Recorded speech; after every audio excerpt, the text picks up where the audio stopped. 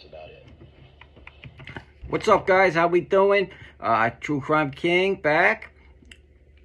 Hope you all are doing well. As most of you know, Aiden Fucci is being sentenced as we speak, actually. But it's taking forever, so I'm going to do a little video on him. So we're going to be taking a look at the chief medical examiner is going to be, describing some of these wounds that he inflicted and talking about them. So let's hear some of what he did to this poor lady. Here we go.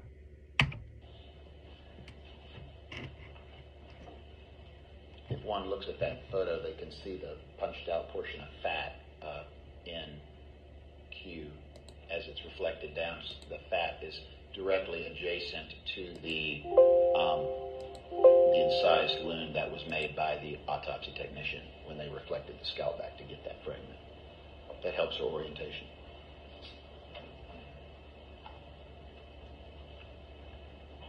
So it states 9T, U, and D. What are these photographs? Some of it's hard to hear. T shows the scalp as the skin is reflected. We have incised wounds to the right aspect across the frontal and parietal bone. That corresponds to that longer wound that we saw previously. And then, importantly, we have two chipped out lesions, one at the top of the head near midline, and then one on midline posteriorly. The one on midline posteriorly corresponds to 34, and that's where the fragment was found, at or near that area. Those are also incised score lines. Some of those incised wounds are deep to the scalp and the skull, actually scoring the skull. Yeah, so remember, the tip of the knife got broken off in the skull. And he stabbed her 114 times. I think that's a little overkill, right? U shows a punched out lesion or injury to the the left frontal bone. And that wound penetrates into the skull and actually pierces the inner table of the skull slightly. Yes, in V we're looking at the inside of the skull cap as it's removed, and we see the punched out lesion.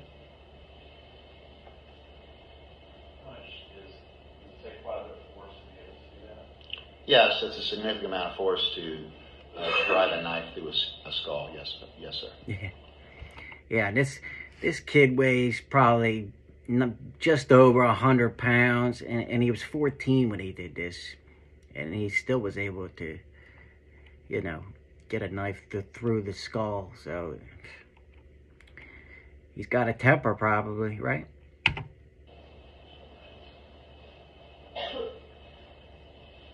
Moving to the upper back and shoulders, starting with the overall back. Upper back and shoulders. Yes, Doug has an overall picture of the back and shoulders. Now for the upper back and shoulders, moving here to stage 9X. What section of the body, what type of injuries are these, and how many? So we're looking at the left shoulder. One is looking at the top of the shoulder. We have 5 wounds, numbers 39 to 43. I'm sorry, we have 6. It might be 5 in that picture. It's a total of 6 on the autopsy report, 39 to 43. Stage 9Y. Yeah, I was going to say, he's going to have some notes. There's no way he can memorize all that. But yeah, I see him looking at his notes. I know why. He has an additional one, 93, that's in that group that's not seen in that picture. My apologies. Stage 9Y. Here we're on the right shoulder again. We have wounds numbers 95 and 98. They're located 95 more medial towards the neck, and 98 is more lateral on the shoulder. So those were not well illustrated on the previous photograph. 9Z. 9Z is the upper back going towards midline or the posterior neck, we have 4 stab wounds, 92, 96, 97, 99, and then 2 incised wounds, 91 and 94. That's a total of 6 Yes, sir. sharp force injuries. Sharp force injuries, yes, sir. 6 sharp force injuries, 4 stab wounds to work appropriately. The lungs cannot expand and draw in air. How long would it take for death to occur? Minutes.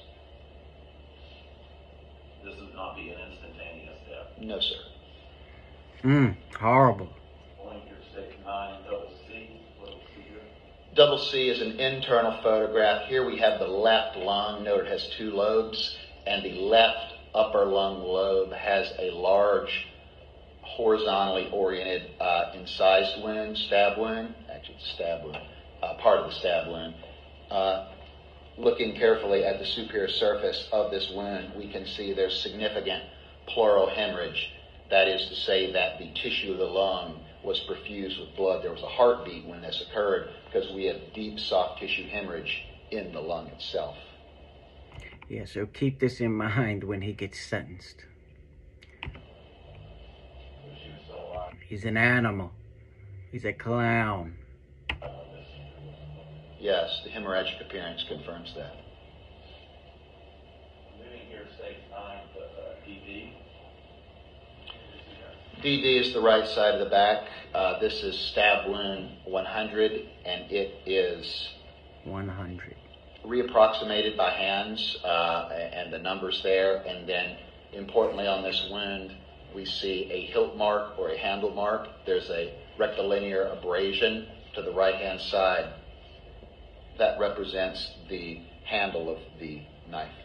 So they can tell, you know, if the knife had like a guard or a handle, like in the Koberger case, you know, because he just told us, right? They could tell in this case. So that's how, you know, the police in the Koberger case knew he used a kind of K-bar knife that has that guard going across, because it leaves marks in the skin when you're, you know, stabbing somebody, I guess, right?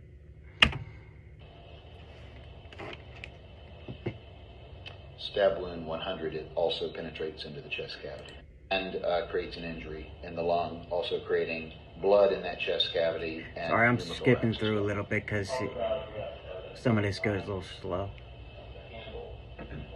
Yes.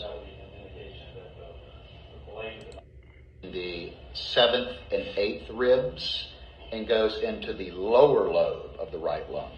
The previous stab wounds went into the upper lobe. Dang. Also causing hemorrhage and pneumothorax.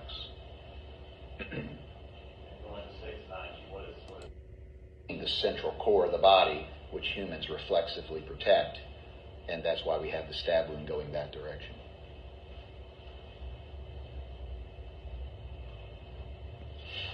Stage 9 double T. This is the right arm, is that correct? Yes, right wrist and forearm, 12 wounds, numbers 55 to 61. We're looking at the palmar surface with multiple stab wounds in the palm, and then additional sharp force injuries, mostly stab wounds on the right wrist and forearm. So she was defending herself, you know? That's the only way, you know, she's going to get all these stab wounds on her palm and wrist and forearm, right? She's putting it up, and he's just stabbing her. In this particular photograph, you can actually see the other side of this injury that went all the way to the right. That's correct. Look at that guy. 9 double Q. 9 double Q, we have additional injuries. We've seen photographs of many of these, but we have 62 and 64, which are on the right arm. The hemorrhagic appearance of the stab wounds to the lungs certainly requires a heartbeat at the time. So yes, we would not have the hemorrhagic appearance of the stab wounds. Damn. These are antemortem injuries to the lungs. And with that in mind, then, because you're seeing significant blood loss, is it also fair to say with this large amount of blood loss that This is the defense, so it's... there's loss of consciousness? There can be, but it would not be instant for sure. Right. Versus, for example, the single gunshot wound to the head. There's certain gunshot wounds that are instant. Of course, yes. But This when is you're- not instant. Right, but when you're seeing this much blood loss, it would lead to loss of consciousness also. Yes, eventually, yes, ma'am. Even though the heart's still beating. Yes, you would lose consciousness most likely before cessation of heartbeat, yes.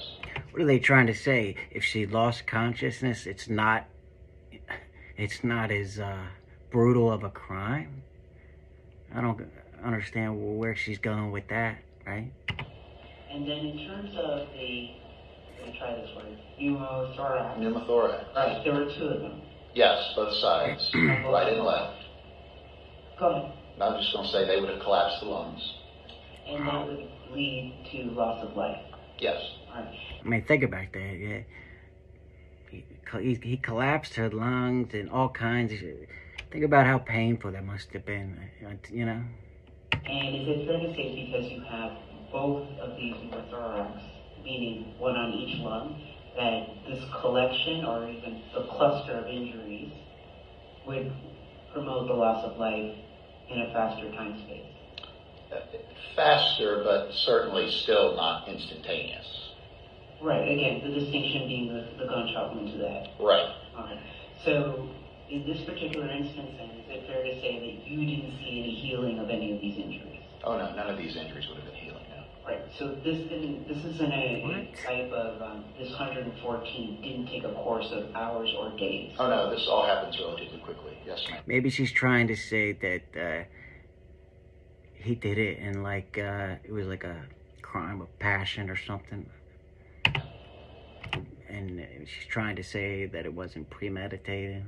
All wounds on the body show a appearance that is acute. There's no healing at any wound anywhere on the body. But that's the end of this video, guys. There's like a minute left. But I just wanted to let you guys hear of some of what this animal did to this girl. And he's about to be sentenced right now. So I'll be on live later tonight if you guys want to check it out. If not, it's okay. I'll see you next time. True Crime King, out.